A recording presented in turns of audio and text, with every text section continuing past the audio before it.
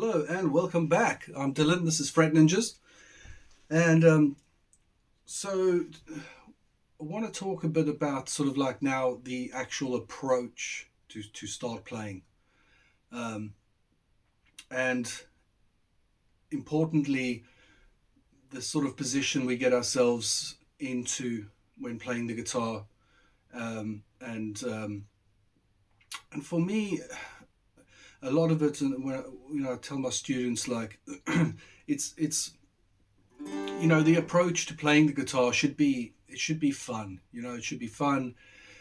It shouldn't be stressful. It shouldn't cause any strain, and obviously, no injury or cramping up or whatever. So, if at any point you do feel that you're getting a bit cramped up, you're getting a little bit strainy in your hands or whatever the story is, just stop for a minute. Relax, move around a little bit. You know what I mean, and just you know it shouldn't be a stressful thing. Okay, it's not going to be fun, right? So, so we talk about the position that you want to be in when starting to play the guitar. Um, so generally, you got this cutaway down. You often find this down the bottom of the guitar, and that's lovely for getting on the leg, right? So your sitting position, you kind of like you want to be sitting at the height where your leg is out, sort of parallel with the floor, and you've got a nice right angle bend on your knee. Okay, and this guitar is it's not lap guitar. It's a nice sort of, again, it's a nice sort of right angle perpendicular. Sort of. A lot of the people in the beginning, they because they're struggling to know where to put their fingers, they tilt that guitar a little bit. I mean, it's not a bad thing in the beginning, right? If you just want to be able to see more of the fretboard, although I would recommend maybe just leaning over a bit more, okay, instead of compromising the angle of the guitar this way. um, so talk a little bit about the right hand. um, I always say it's really good to have as much contact with the guitar as possible, right? It'd be a lot harder playing this guitar if you had no contact with it whatsoever, right? And a lot of beginners, especially with the right hand, if you're right-handed, you see them sort of like really robot arms, like no connection with the guitar, and it's just really important to have like as much connection with the guitar, because it's just a sign. It's like a biological thing. Like there's your brain's working with your nervous system, and it's talking to your fingers, and it's trying to you're trying to know where you are and what you're doing. So the more contact you have with the guitar up against your body, this arm up the top here, um, parts of your hand and fingers, and just the better you're gonna be able to play the guitar, because your brain's going to be doing less work in terms of like, oh, where am I, like, robot arm, like. So so yeah, back to the right arm. You got this, you've also got a cutaway up here on the guitar that sits sort of really nicely around sort of the chest area. Got the cutaway at the bottom for your leg. um, More traditional classical guitarists actually play on the left leg. It gives this hand a lot more movement when you're up and down the fretboard. You can really get down the bottom here if you're doing some fancy work. But just for playing up over here, it's fine to be on the right leg. So yeah, once again, nice bit of contact, yeah, with the inside of the forearm. Just like feeling that guitar, and again, it's like you kind of got the guitar there with your right arm. This bladey, knifey part of the bottom of the palm of the hand, if you can kind of envision having that sort of almost on top of your bridge. Okay, I see a lot of people playing up here, or just as a starting point. I mean, there are various ways, techniques, and sounds you can get out the guitar by moving your hand around. Yeah, but just initially, like, if we can just sort of get that bladey part somewhere near the bridge, maybe just in front of the bridge. You don't have to be making contact all the time, but just as a starting point, kind of go to that sort of area there, and almost keep your hand straight down. I see a lot of people that are coming in from the side, like, just with the bridge, you know, straight down.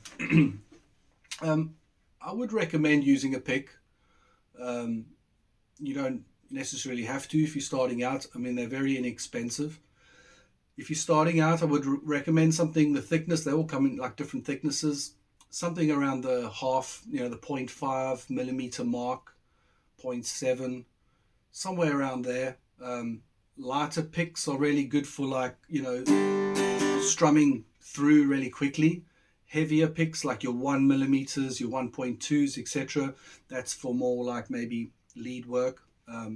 But it all just depends. You know, some people can use a really heavy pick and still, you know, hold it lightly and get through the strings. You know, it's really up to you. But I recommend something around the half a millimeter or 0.5 of a millimeter.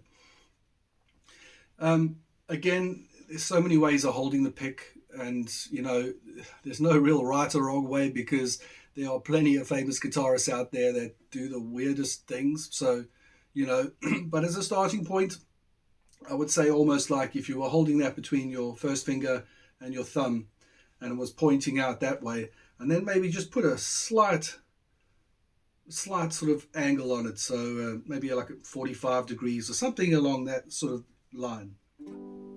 I mean, if I hold it the way I hold it and I bring it up, it's about 45 degrees to that finger. Somewhere around there. Remember the knife part of your hand, somewhere around where this bridge is. I wouldn't suggest trying to hold a pick like that. You know, obviously you're going to need at least one finger to hold it between your thumb. A second finger maybe for a bit of support maybe, and that's fine. But I wouldn't go any more than that. And I would leave these other two fingers sort of splayed out a little bit, right? Because that's going to help.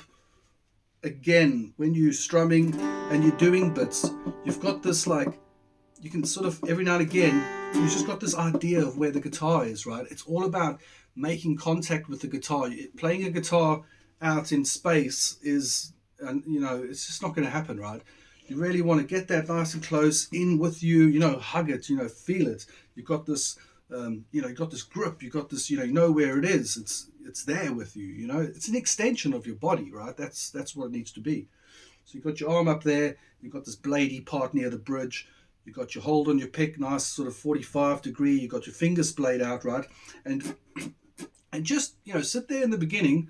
Obviously, you'll notice if you're sitting with a guitar and you're pushing, it's moving, you know, it's moving away from you. So, you know, in the beginning, just kind of, you know, rest that neck in your hand, get that motion in there, and just like, and as light as possible, right? I see so many people that approach the guitars, you know what I mean? Just really light, okay? It's like you have a feather and you're feathering the top of a pond or something, or you know what I mean? You just really light. I would say almost to the point where like you're just about to drop that pick. You're holding it so lightly, you know, just a real nice light approach.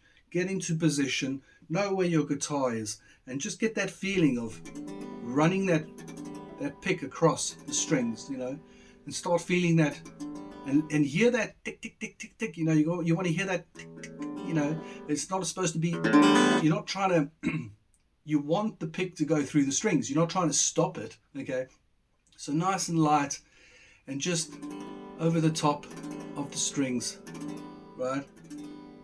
And you can come up as well. So you're going down. So obviously you're giving it a little bit of a tilt when you're going down this way, and then when you come up, you're just a little tilt. But you know, the lighter you hold that pick, the less you've got to twist your hand, right? So it's just nice down, back, and let the pick do the work. Hear that tick, tick, tick, tick, tick, tick, tick, tick, you know, hear that sound, right? Up, down, just a nice motion, all right? Your fingers splayed out, you're feeling your guitar, you've got your guitar, and you feel where it is, and just start playing with that, right? Tune up first, or that sound's going to be annoying, right?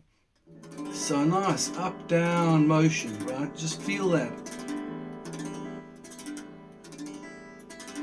right? You can sit there, and that's, you know, that's like fundamental, you know, just getting that lovely motion, nice and light. Okay, nice and light. 2 fingers, maybe 3 fingers played out, contact with the guitar, blade on the bridge, and just a nice up down. Obviously your hand's not permanently sitting there. It is going to lift up a little bit, you know. When you get into sort of heavier rock playing, it does sit there for palm muting, but you just kind of like, you're just getting a nice, just trying to get that optimum position, starting position, right? So that's the right side. If you're right-handed, that's your right hand, that's your right arm, and that's, holding the pick nice and light, right? Left hand. So the left hand, you've got, again, this guitar's been designed like this on purpose. You've got this lovely curve on the back of the neck, right? And this cup of your hand, this sort of part of your hand, just, fills that, the neck sort of fills that gap really nicely, right?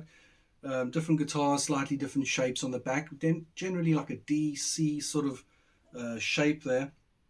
And that's like your, it's like, again, I've got that guitar, the whole time you just, you an extension of your body, right?